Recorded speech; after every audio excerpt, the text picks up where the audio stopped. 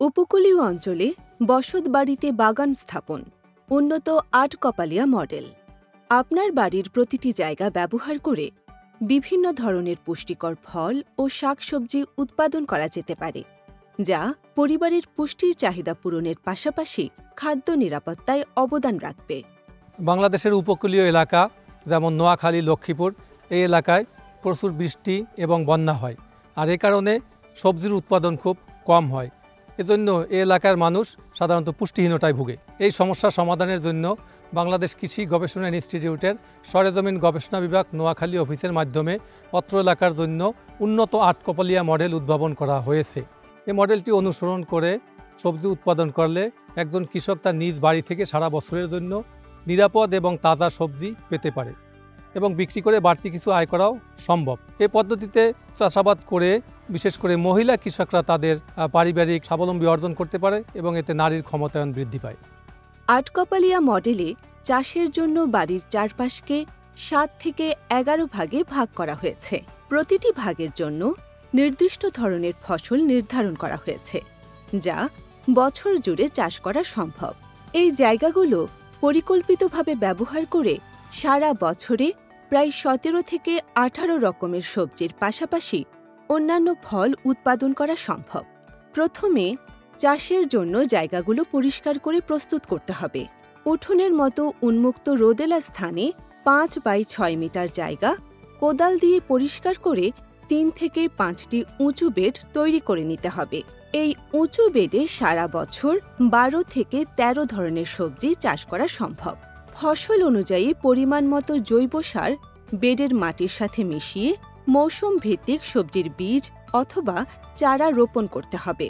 তারপর নিয়মিত সেচ দেওয়া, আগাছা পরিষ্কার করা, পোকামাকড় দমন করা আর জৈব বালাইনাশক ব্যবহার করতে হবে।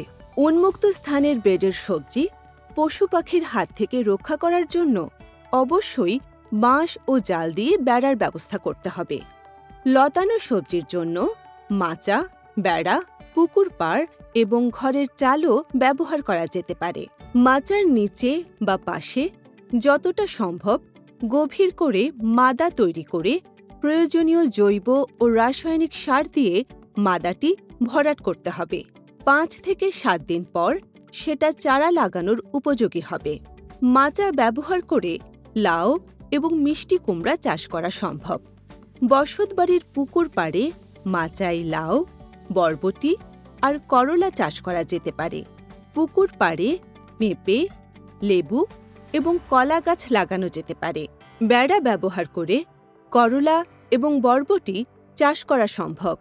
ঘরের ভিটি থেকে ১ থেকে ১.৫ মিটার দূরে যতটা সম্ভব বড় ও গভীর মাদা তৈরি করে ঘরের চাল ব্যবহার করে লাউ ও চাল কুমড়া চাষ করা সম্ভব।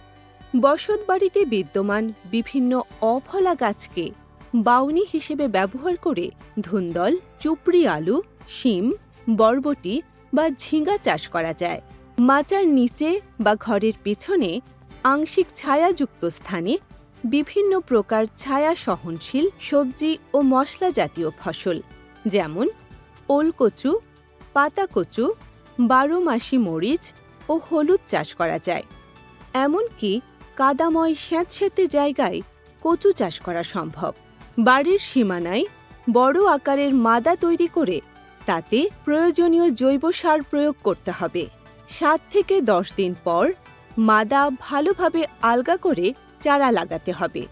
বসতবাড়ির সীমানায় নারিকেল, সুপারি ও কলা গাছ লাগানো যেতে পারে। বাড়ির পিছনে পরিত্যক্ত জঙ্গলময় জায়গায় পেঁপে, কলা, পেয়ারা বা আম গাছ লাগানো যেতে পারে।